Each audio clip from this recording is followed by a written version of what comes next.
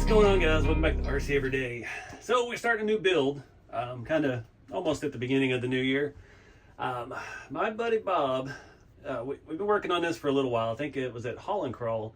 I took him the spare blazer body I had, and we were talking about doing the Square Body Syndicate, their Sergeant Syndicate, their K5 military blazer that they're making into like a burnout truck. And it's with the direction we followed. So Bob painted this for me, and he copied their camouflage to a T, and it's absolutely beautiful. And I changed my mind. So the main reason I changed my mind, theirs has yellow windows and a giant blower set up, and I've been looking at printed blower files and trying to get something that's going to be that ridiculously tall, and it just wasn't working. And yeah, I've always wanted to do one of the CUCV military blazers. And this, once I got it, it just showed up the other day. It just looks too dang good.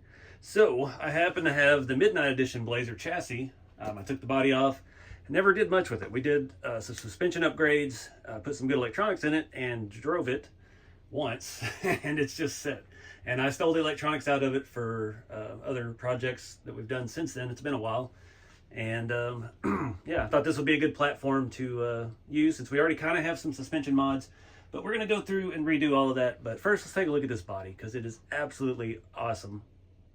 Trying to get kind of a close-up. So there's no hood hinges yet. I'm going to use some of those new ones from RC4wd with the spring loaded. We did use the new later model grill. I know it's not the correct hood, the correct marker lights for it, but all the military ones were this era of front end, and that's what we went with. I wanted something a little different. We do have the new style mirrors on it, the smaller new RC4wd mirrors. He did a fantastic job on this paint. I just absolutely love it. He kind of dusted over with like translucent sand or something to dull the lines between all the colors and stuff, and it's absolutely awesome. He hand mixed the paint to try and copy the reddish brown color that the seats were. We did a lot of research on this, late nights up chatting, trying to figure out, there's a lot of them had black dashes, some of them had gray dashes. I do have some door panels for this. I'm not sure how exactly I'm going to go about that yet, because some of them had gray door panels, some of them had black door panels. I kind of want it to be the same color as the seats so it matches, but it would be a lot easier for me to do them gray or black. Did not do a back seat. I've played with printing some files for back seat.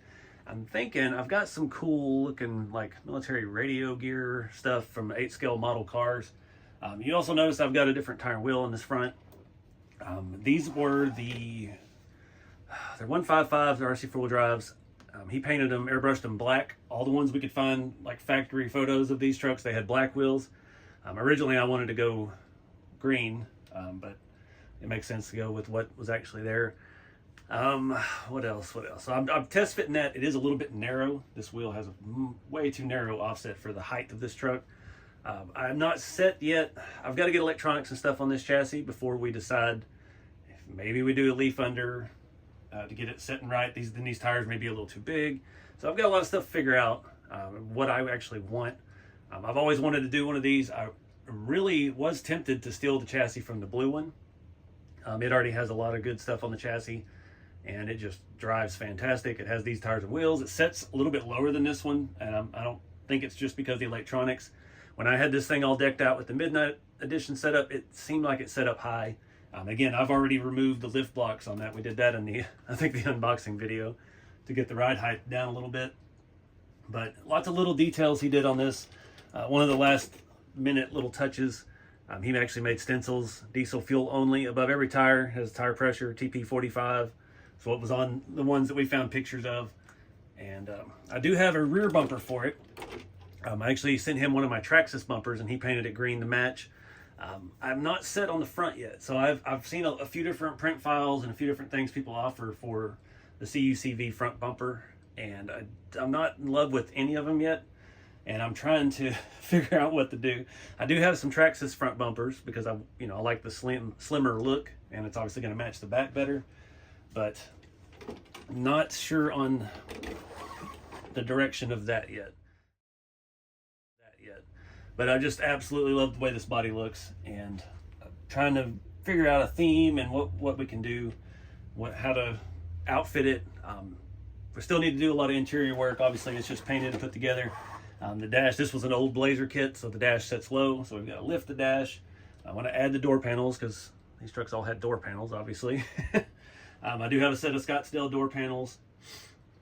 I feel like the radio equipment stuff I have, we need to have like a factory looking big floppy antenna. And I think I'm going to steal the engine bay, or I do have a new engine bay. I need to look at pictures. I'm trying to make it as accurate as possible. Obviously, I don't have a 6.2 diesel engine bay, but the 6.2 almost looks identical when you look under the hood as a 350. Not a whole lot of difference in the size and the shape of the V8.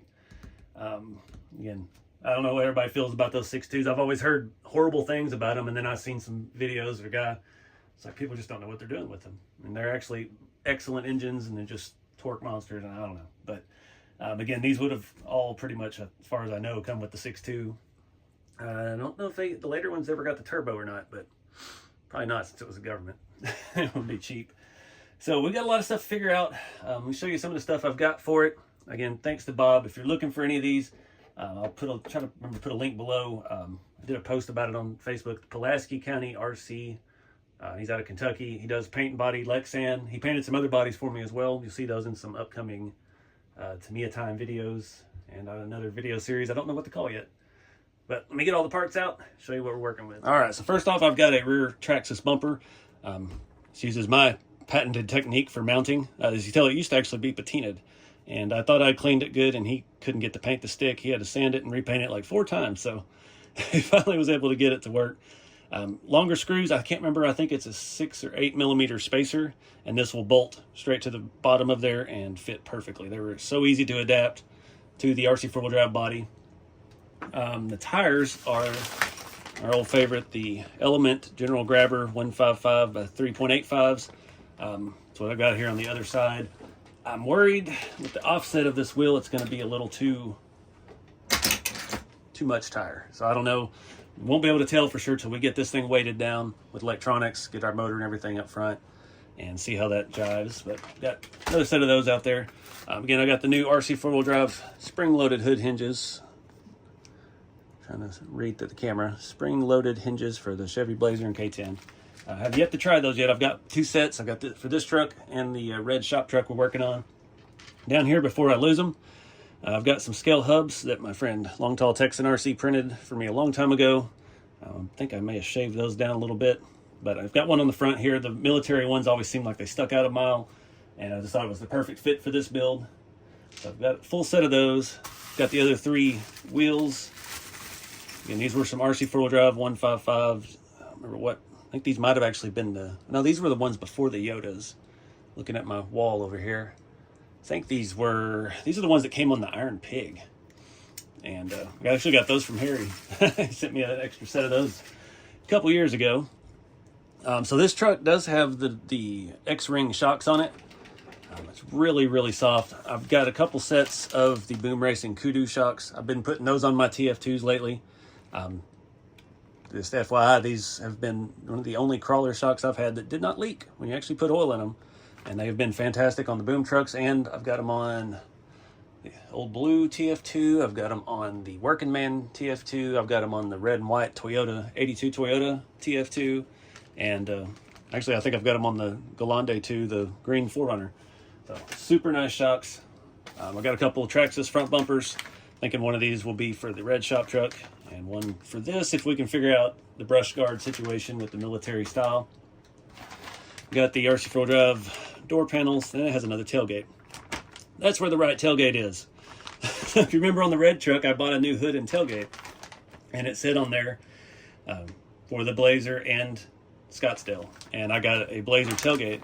So now we've got another Scottsdale tailgate. That's handy. And the back of the wall, cab wall, and our door panels. They should fit in there. I think the new Blazers come with them anyway, so again, don't know what to do on the colors with that yet. Of course, I went ahead and just got another Fusion Pro. I know I had some heated conversations in the comments the last time I was talking about these. The SE is not bad at all. I have 2 SEs actually after I did some inventory of what I actually have in my rigs. that the SE does not have as much programmability. I think it only has 9 or 10 functions, and the Pro has like 14 or 15. And I don't know, whatever reason, I cannot get my SEs to perform the way that I like it. So that's why I like to stick with the Pros, because it's easy for me to set it up. And got another FlySky Noble. It's a 4-channel. It's actually got that out of Amazon, I think. It was cheaper than AliExpress right now around Christmas time for some reason. And for the servo, overkill. Got a Reeves Raw 500. I have it. I used to run the 444s, and then I think those actually went away for a while. And I did the 422 HDs, and then I just had the 500. I used it once, and I was like, all right, now I'm stuck on the 500 train. Even though, you know, TF2 don't necessarily need that much power, but why not? I had it, and that's here. So I've got the body set up where you could just pull it off without having to do screws. So let's take a look at what this chassis actually has under it right now, and we'll figure out the best plan of attack. All right, so I'm trying to remember what I did. This has the longer shock hoops, and if I remember right, I did modify these are modified, they're cut down, and I did clearance the engine bay on the Midnight Edition, so it would still set in there. So we may end up having to use that engine bay after all. Not sure. What else? We got the longer, I think we actually put longer front shocks on it. Got our inner fenders, same drivetrain we're always used to. The newer Blazers do have these shock hoops for the rear that fit under the body real nice, so you're not having to run them angled anymore like the Toyotas. And yeah, gives you a ability to run a different size shock in there. You don't have to run like 120s or 110s at an angle. You don't have to worry about it hitting your leaf spring, and you can really get a little bit more movement out of the whole system. This one does already have a Bauhaus RC skid plate, tucking everything up in there a little bit more. Stock shafts, K44s, and that's one reason why I'm kind of against lowering this one more, because when you lower these, your pumpkin's on the wrong side. So as you get lower, your drive shaft starts hitting your transmission.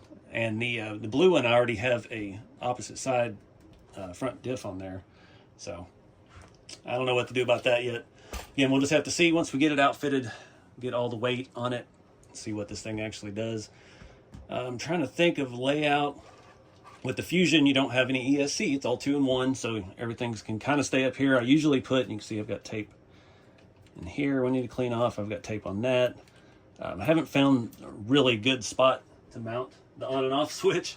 And sometimes it's hard to get in there, especially hit it there. Sometimes here it can get hit with stuff slinging off the drive shaft. So we'll do some brainstorming on that. I typically put it right there, and the receiver will barely reach, usually right there. And then with our battery, we don't have any wires going to the back of the truck, so that makes it kind of nice. But yeah, let me do some thinking, start pulling this stuff out. We'll start with the servo and motor and get all that stuff mounted up front, start kind of laying out the wiring and seeing how these leaves handle all the weight.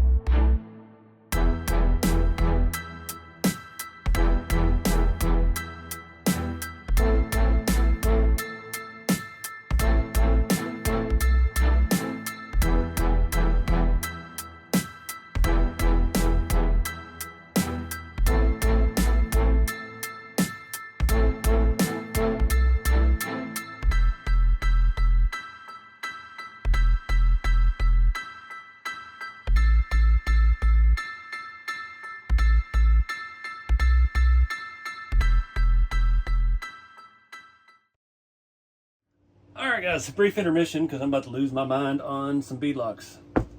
I did this one the other night, and it is not seated very well at all. You can see it's not quite even. The back It took me about 6 tries to get it without a lump, and it's still not even all the way around. And I kind of remember these when we did the Iron Pig. They would not seat at all. So I got to thinking, like, maybe it's the rings. So I tried a thinner ring, of course, bulge. Tried a similarly, well, it's in there, same thickness ring, but without that inner piece. It was a little bit thinner filling, and we're not getting, I got a bulge on the back. So I don't know what it is. I guess this is why Discount Tire refuses to put 35s on your stock 16x7 factory wheels. They just will not sit. So I'm gonna wait on this because again, we don't know where this build's going height wise, ride height, axle under, axle over, leaf. Yeah, and I'm really irritated at these bead locks right now because I have to take them on and off so many times that we're starting to chip all the paint off around the screws, and it's just gonna really jack them up. So sometimes, man, I've had some bead locks here lately. The last, I don't know, 4 or 5 sets I've done, absolutely flawless, go right together, no issues, and I haven't had any this troublesome in a long time, and it's very frustrating. I'm looking at rigs on the wall, seeing if there's any other options. I was even considering trying to try a different tire. Maybe it's this combo not happy with. All right, so I took the hood off. We don't have hood hinges on this yet. Like I said, we've got those new ones to try. I've said that the last like 5 videos and we haven't gotten to them yet. We're gonna try them, not in this video, but in the next one. But yeah, I took the hood off so I quit worrying about it falling. The biggest issue, like I said, these tires or wheels, the offset, I mean, we are in almost an entire width of my finger, at least 10 millimeter narrow in the front. The tire is level with that part of the body, and I don't like that look at all, especially as high as this thing sits. So I'm just on the fence about which way I want to take it. The front is setting a lot better. Let me show you from the side a little bit. It just keeps throwing me off with 2 different offsets. The biggest problem with the Blazer is watch what happens when we compress the back. So we are touching the rear. We've got almost a finger width in the front, and it just does not jive right when you lower it. I did an entire thing November of last year with the blue Blazer. We did the leaf under, and I ended up having to move the body mounts. That one did have the shackle reverse kit, so both axles move the opposite or the same direction, and it just caused all kinds of problems. I took it to Pro Line last year and drove it like that, and it just didn't love it. I hated having to move the body. It jacks around everything. We wouldn't even be able to run inner fenders in it and stuff like that. So I don't know. Need to do some brainstorming. I need to sleep on this for a little bit because I don't want to rush this project. I've got another project to get to, and may have to bench this one for a little bit and do some thinking. All right, guys, it's been a couple hours. I cannot get these wheels on those tires, so I'm in a different route for right now. I don't know if it's permanent or not. It does fit the ride height of the truck very well. These are about a 10-year-old set of RC4 drive rock stompers. They look like some kind of swamper. I really love the way they look, but these are very old. I've got that one won't even stay on. Dang it. Dang printed caps. The rear one will fit nice and tight. That one's we're gonna have to do some work on that. But I'm digging the look at that. It's a little bit more aggressive and bigger than I was thinking, but I don't know what it is about that combo. These wheels are super narrow. I've tried different hexes. The problem with the newer RC4 drive stuff, the 6-lug pattern is different than it was on the old stuff. So like all your wagon wheels and stuff, those hexes will not swap onto these wheels. I know they will not fit. This is the same as like the SR5 wheels that come on the 82. The new Yoda wheels, not Yoda's, I don't remember what they are. The Steelies that they have are more this size. You cannot get, there's the other screw, dang it. I was looking everywhere for that. I had to go find some screws in another bin. But yeah, so not all the hexes are the same size anymore. RC4 Drive changed that at some point along the way, and this thing looks mean. But I'm not gonna mess with the shocks yet. We'll let this thing set up a little bit. I do not have to worry about these tires flat spotting because they're pretty firm. Not the best crawler tires, but I mean, we're doing a theme build here. It's kind of fits. Scared to death of scratching this paint up. Buddy Bob put a lot of work into it. I do want to go ahead and mount this rear bumper, so it's going to show you what I was talking about with that. Just trying to figure out how much spacer we actually need. Get my spacer kit out. I'm thinking 5 or 6 most likely. Put one on there and see.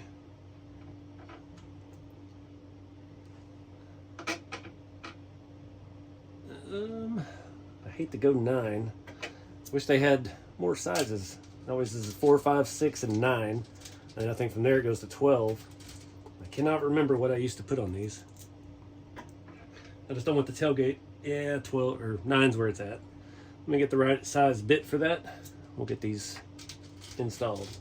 All right, run these through just a little bit more. Get one of our spacers in there. I don't know if you'd want to hang a hang a trailer off of this, but as far as just a bumper by itself, no, not want that body to touch.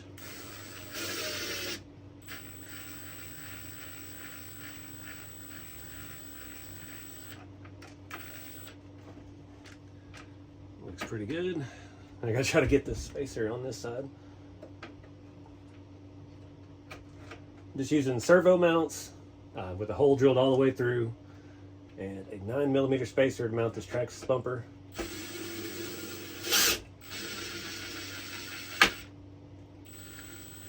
Don't know what is popping there, but I don't like it.